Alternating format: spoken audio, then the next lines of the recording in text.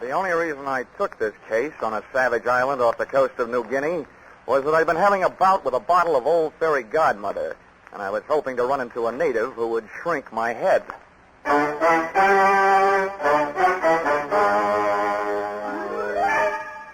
This is another in the adventures of America's fabulous freelance insurance investigator, Johnny Dollar.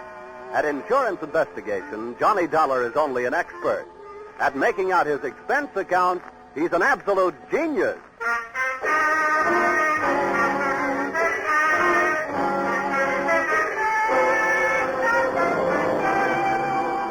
Expense account submitted by Special Investigator Johnny Dollar to Seven Seas Maritime Underwriters Association, Hartford, Connecticut. Attention, Enos McCardle, General Manager. The following is an accounting of my expenditures during my assignment on the island of Yutan. Or, south of the equator, things can get hot in more ways than one. Or, Mother, call my draft board. I'm leaving the country again. Expense account, item 1, $830.81, and 3.5 shillings. Airfare, Hartford, Connecticut, to Port Moresby, territory of Papua, island of New Guinea. That's a long trip, brother. By the time I got there, I felt that my spine could use a new seating arrangement. Expense account, item 2, $36.80. New outfit consisting of bush jackets, linen shorts, and a pith helmet. Item 3, 2 bits to street beggar regarding location of building in which was situated the Port Moresby branch of the Seven Seas Maritime Underwriters Association. Oh, him, long house, him blow what fella? Little way, big bed, money. You catch him street alongside, hurry. You hear Joe, big fella buckets, you fight him cry. Him long house blown from there, no? No. Thanks a lot. I'll go look it up in a telephone book. Oh.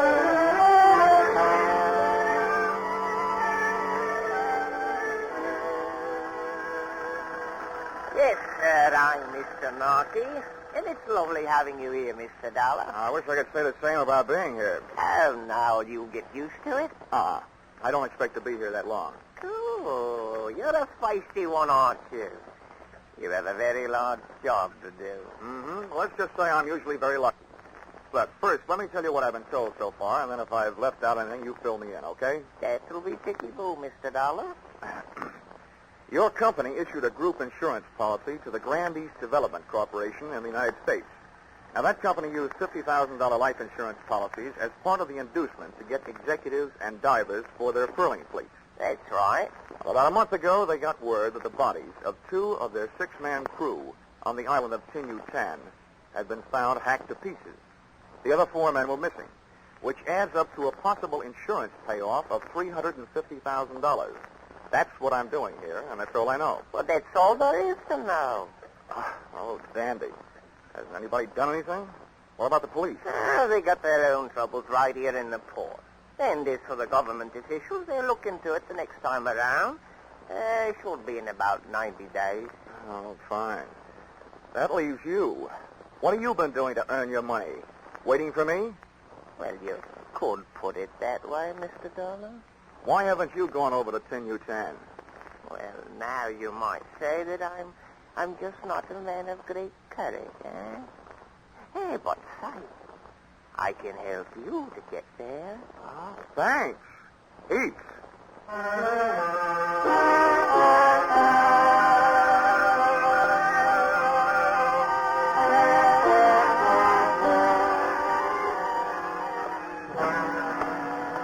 Hey, ahoy there, aboard the Kittiwake. What do you want? I'm looking for Captain Steve Granger. That's me. On aboard.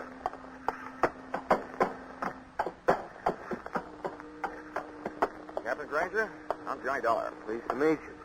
Mr. Narkey of the Seven Seas Maritime Underwriters tells me you might be available for a charter job. Where to? Yutan. Well, I guess so. Now, this is a big boat. It'll cost you big money. Narkey says your prices are fair. When do we leave? Tide'll be ready by 5. I can't be 2. Good. I'll go get my toothbrush. Good. And since you're going to Yutan, you might also bring one other thing. A .45.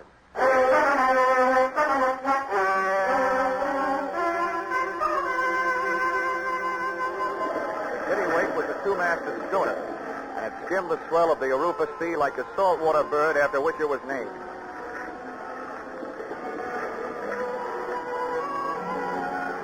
I guess I'm like most guys. When I'm standing on my sea legs, I suddenly feel like a giant, standing alone against the world. Romance is no longer a sleazy blonde in a tinny bar. All of a sudden, it's all stars and sky, horizon. When the wind and the water start to sing their song to me, any bad in me decides to reform. I was standing on top of the deck house like Captain Horatio Hornblower, with my legs spread and my outstretched hands gripping a pair of backstays, or at least that's what I think they were. And just about the time I'd reached the decision to trade my Hartford apartment for a berth on a Macassar pearling lugger, I heard a footstep from out of the night behind me. Fair passage, eh? Huh? Oh, yeah, Captain. Guess you caught me dreaming. A waste of time. This is the only place where dreaming can't possibly be as good as living. It's none of my business, but this sudden jump in Yutan tourist site, what's it all about? What do you mean sudden? Well, this is the first time I've ever taken one passenger there, let alone two. Two? Yeah, another guy came to me after you did. He's below deck. Oh. Well, that ought to make you happy. It'll cut your fare in half. About that, I'll just let the guy who pays my expenses be happy. As for me, I like privacy. Who is this guy? Now, look, Dollar, I didn't ask you any questions, did I? Well, I didn't ask him any.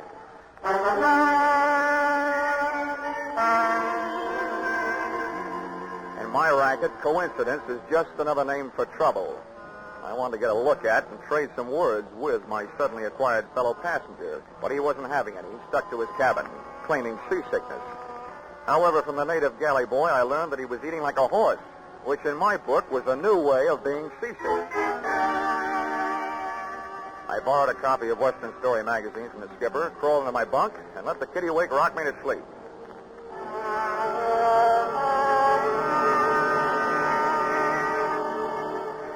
The next morning and afternoon were as uneventful as they were beautiful. And at sunset, we raised the island of Yutan. All right, boys. Here's where you go to work. House all sails. We'll go in under power. Hey, Peachy. Here's the crew of the ship. We got enough help back here. Peachy, down slow.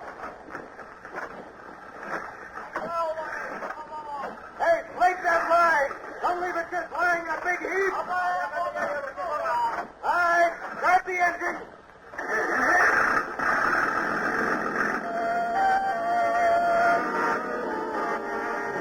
The big gas engine took over where the wind dropped it, and Captain Granger stood at his wheel, outfencing the submerged swords of coral with the slim prow of the kitty-wake. The ship had only inches of elbow room as we chewed our way through the boiling white passage of the reef. And my heart felt suddenly becalmed as we finally achieved the peaceful waters of the lagoon, which it protected. Let's go to Power Rangers! Hey, never mind that anchor. All bets are off. We're getting out of here.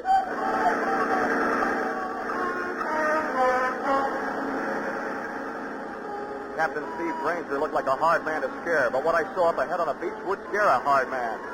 The broken body of a shipwrecked curling lugger, and hanging from its foremast, the elongated body of a native who had been strangled out of one paradise and into another. Granger spun the wheel to starboard, and the kitty-wake started a retreat. But it wasn't that easy. Touch your power, Granger. Straighten out your rudder. We're staying here. Finally getting a chance to meet my fellow passenger.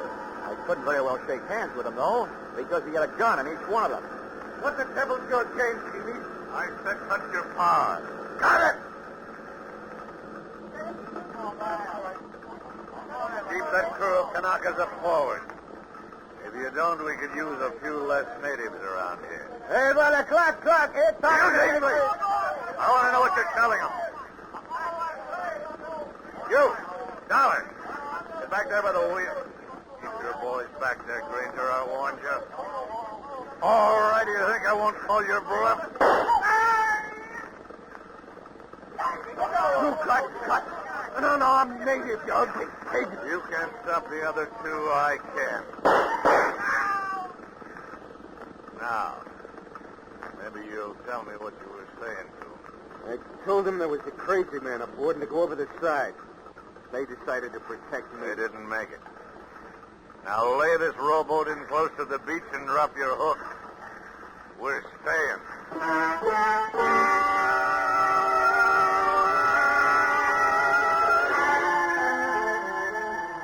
One Matt Keeley, 2 guns, and what was left of 12 bullets had me outnumbered. I decided the best thing I could do was stay quiet and stay alive. And apparently the skipper felt the same way. After we dropped anchor, Keeley herded us into the small boat, and we rowed him ashore. His guns shoved us up a path, through a grove of nipa palms, and into a clearing. First natives I saw there were even deader than the ones we had just left on the kittiwake. About a dozen of them in a semicircle. And what added up to the red-crusted craters on their naked, withering bodies was sticking out of a window in a small wooden tin-roofed hut. The water-cooled barrel of a .30 caliber machine gun.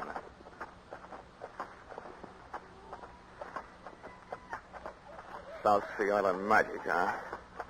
Oh, I heard you were a wise guy. Well, that can be changed. Now, come on, inside, both of you.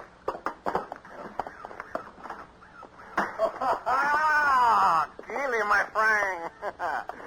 Why, you're shooting over the water. What's the matter? Big trouble you have getting here? Yeah, no, Porter, little one. Big blonde guy's a skipper. We got his boat, and it's a good one. This other one, he's an insurance investigator. Oh, yeah, Portez, I'm your new nursemaid. The insurance company sent me out here to look you up and take care of you. I hope I get around to it. My way. Hey, Keeley, what's that you say? You got my boat. Yeah, don't worry, big boy. We're going to pay you for it. We might even go as high as $500. Oh, that's great. It's only worth $50,000. Oh, having 500 alive is better than 50,000 dead, my friend. What's your pitch? It's simple. We want off this island. We got a long way to go. Cortez, me, and a native girl. She's in the next row. We may have to stay at sea for a couple of months. Not on my ship. Use your head, you won't get hurt. Now. Hey, you woman. Get back in there. No, I didn't. Louie, put her away. Keep her out of here. On we go.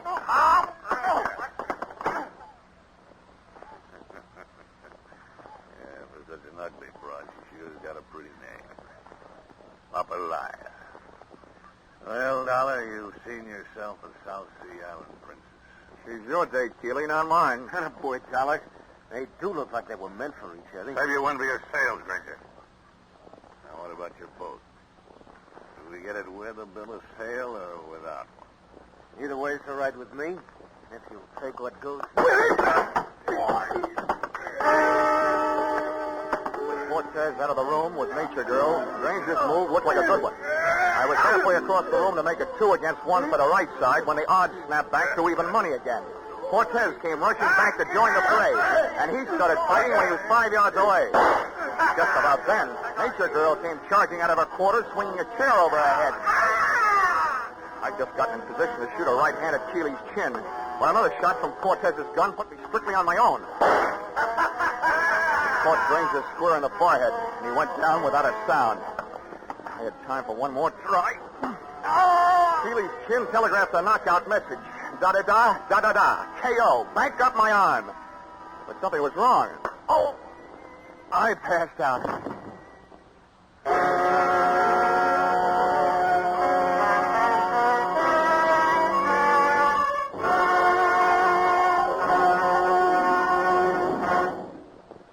In just a moment, we'll return to the second act of Johnny Dollar. But first, 50,000 or more, always in the jackpot on Sing It Again. Music by Gene Autry and Vaughn Monroe. Music and thrills with Gangbusters, Philip Marlowe, Johnny Dollar, and Danny Clover, the Broadway cop. That's the one-way ticket to top fun on most of these CBS stations every Saturday night. This fall, when you hear them all on CBS, Saturday nights promise top music, top adventure, and a chance at radio's top prize. Now, with our star, Charles Russell, we return to the second act of yours truly, Johnny Dollar.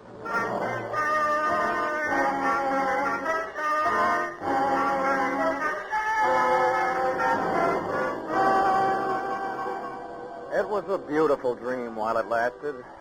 It wasn't night, it was morning. I was in a hammock slung between two banyan trees, framed in hibiscus bushes. Someone was bathing my face with a cool, damp, gardenia-scented cloth. A tame parrot was feeding me toasted pumpkin seeds. As a smooth-skinned, soft-skinned, cafe au lait-skinned, half-caste, and all-woman type girl gazed into my eyes and cooed softly in my ear. This doll would make Dorothy Lamour look like an Irish washerwoman, and the boots she was wearing her shorts around. Oh, poor man. Please to wake up. Hey, it wasn't a dream. It was really happening. Everything was there. All but the parrot and his lousy pumpkin seeds. And who needed him? Oh, poor man. Please to wake up. Oh, where am I? Studio One? Huh? Who are you? I thought you were talking in my sleep.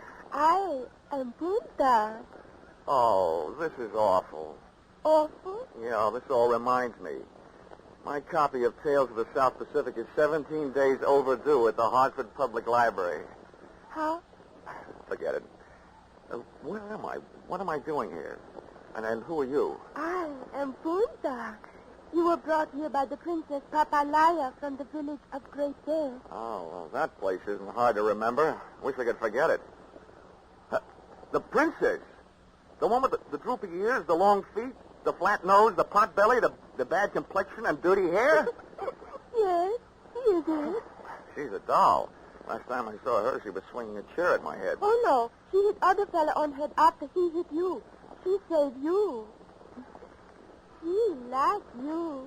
She tell me save you for her. Oh, what a way to die. Why didn't she hit me over the head with a chair? Hey, you speak pretty fair English. Where'd you pick it up? My father was Chinese merchant on island of New Guinea. Same time as the war. You like GI? I certainly do. Sorry I didn't bring a Hershey bar. But tell me, why did the Princess Papaya, whatever her name is, why did she save me? I tell you. She likes you. Oh, stop saying that. All I want to know is, what was she doing with Chile and Cortez? You know Chile and Cortez, don't you? Yes, I know them. They bad. I work in village until they make the Great Death. They kill all their friends and many natives. They bad. Oh, now we're getting somewhere. What was that all about? They die for pearl here for a long time. The native boy, they do not like these men. They do not die anymore. So these bad men steal all pearls first. Then they steal princess to make boy die some more. Oh, kidnap, ransom, more pearls? What is this? Ransom? Oh, that means they'll hold the princess and won't give her back until they get what they want. Oh. But, Dream Girl, for me, a scheme like that wouldn't work with a gal like you. No, just holding you would be getting what I want.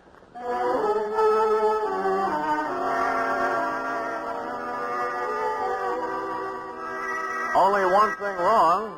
My knees were getting a little knobby, thanks to a combination of insects and my new white linen shorts. However, Punta was good nerve medicine. The rest of the story came out later, and in her soft voice, it was a bloody kind of lullaby. She crooned me to sleep with the facts that the natives had tried to rescue their princess from Chile and Cortez, which gave me an answer for that semicircle of machine gun bodies outside their shacks. Also that the princess had taken temporary refuge up in the hills. As nearly as I could figure out, I was left facing a very peculiar problem. 2 men out of 6 insured men had killed the other 4, and the 2 murderous survivors had this much going for them. To the insurance company, they were still worth $50,000 apiece on the hook, which meant that my job was to keep alive 2 guys I felt very much like killing. And believe me, they felt the same about me.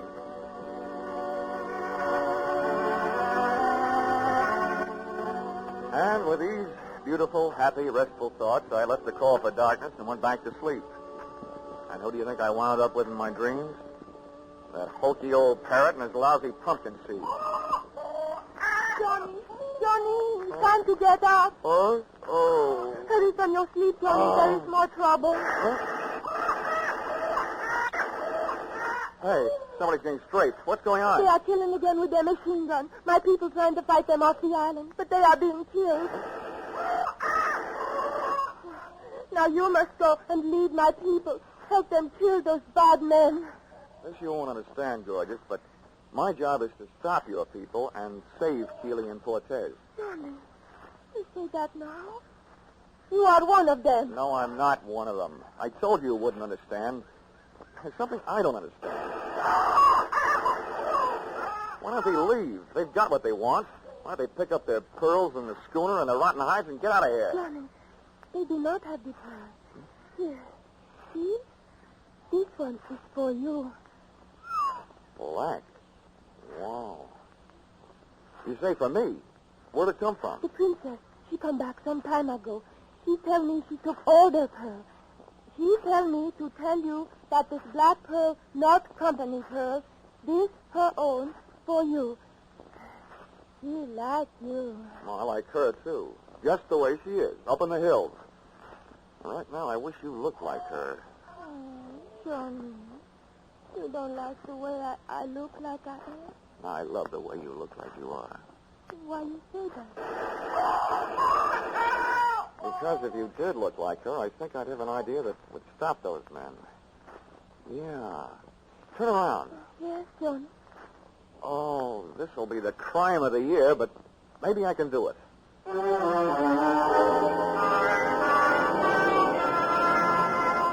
And I did. I gave Punta a thorough loss of beauty treatment. With the help of padding, dye, mud, and other jungle cosmetics, I had, at the end of an hour, a reasonable facsimile of Papalaya, the unprettiest princess in the history of royalty. I briefed the suddenly uglified Punta on what she was to do and had her lead me most of the way back to the fortress shack and the clearing. She put a few words on the jungle grapevine, and by the time they reached the end, the native side of the battle, the home team, ceased activities. Hey, Keeley! Cortez! Time! Cut! Hold it! There's nobody here to shoot at but me, and I want to talk. Stay where you are, Dollar. Don't move. We'll shoot at anything we hear moving. Brother, we're getting so we can play this thing by ear. Yeah? Close enough? See what we mean? Now, what do you want? The princess has the pearls, and I've got the princess. I want to make a trade. What kind of trade? You'll get the princess and the pearls. We get rid of you. All this killing stops, and you're alive. We're supposed to believe you got the princess? You don't have to, but here's something you can believe. You'll never get it this way. Sooner or later, you're going to run out of ammunition or food or water or everything at once. We still don't know you got the princess. And we ain't buying that pig in any fool. We want to see her. You'll see her when you're out of that shack and on the boat. We ain't moving out of here in the dark. Nobody's asking you to. Take me until dawn to get the princess down out of the hills. Okay. Supposing we decide to do business. How do we know we don't get swamped by those natives between here and the boat? I'll take care of that. You can depend on it. Remember, my job is to keep you two guys alive and save the company I'm working for $100,000. All right, we'll give you a chance. We'll be on the boat at dawn watching the shoreline, and this machine gun will be at the rail watching the shoreline with it. You send out the princess. Oh! You got a deal. And that ain't all you're going to get. I hope. I hit the beach 2 hours before dawn, with Punta ready to paddle me out to the kittiwake in a native canoe. I wanted to be there with all weapons handy when Keeley and Cortez stuck their heads up over the rail. But it seems they had thought of that, too. When we hit the sand, there they were, in the small boat, halfway out to the mooring. Oh, Johnny, there they are. They spoil everything. Stay out of sight, Punta. Yeah, they spoil everything, but not for long. Well, one thing for sure, I can't use the canoe. Tell me something. Are there sharks in this lagoon? Oh, no, not many. Well, I hope traffic is light tonight. I've got a chance. Okay, Punta, you better stay here. I'm going a few hundred yards up the beach and swim for it. Oh, Johnny, be careful. Oh, baby doll, you sound so pretty, and you look so ugly.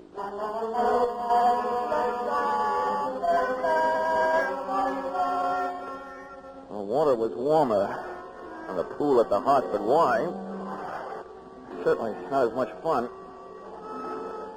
I spent most of the trip trying to keep from splashing and watching for shark critters around me.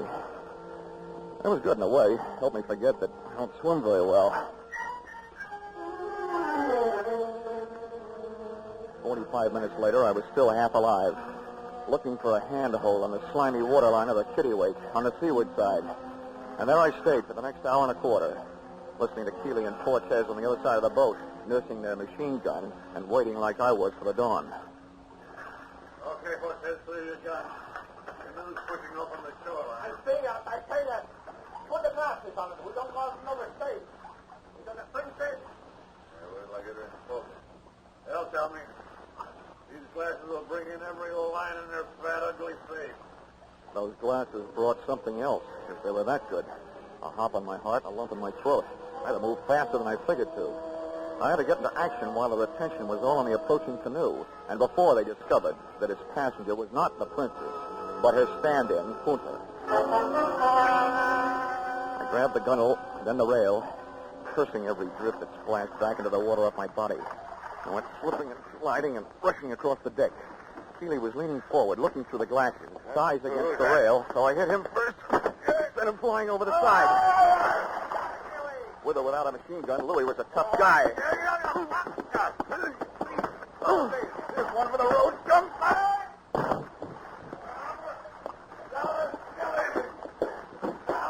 I turned around to see what had to be done to take care of Keeley and saw that it was already being taken care of by a canoe paddle in the hands of an irate dame.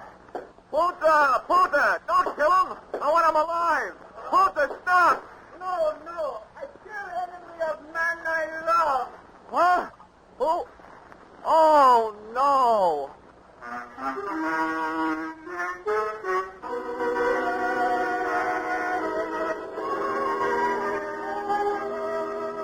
Princess Papalaya had pulled a rank on Punta and demanded that she be the one to come out to the ship in the canoe. Because, as she kept telling me on the voyage back to New Guinea, she liked me. Oh, well, she may have been awful ugly, but she was also an awful good sailor. And knowing the way to a sailor's heart, I bought her a present. Expense account, item 4, $10. Tattooing job on the Princess Papalaya's fat right shoulder.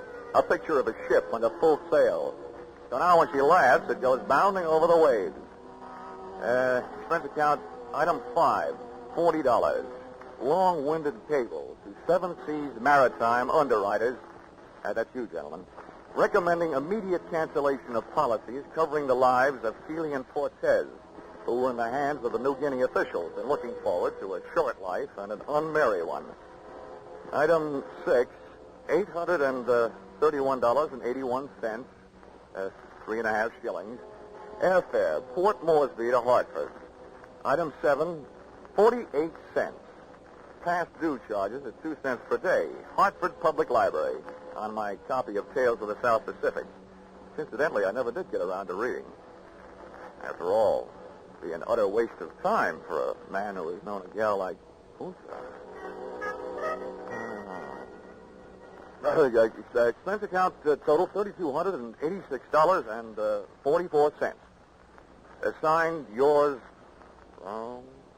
truly, Johnny Dollar.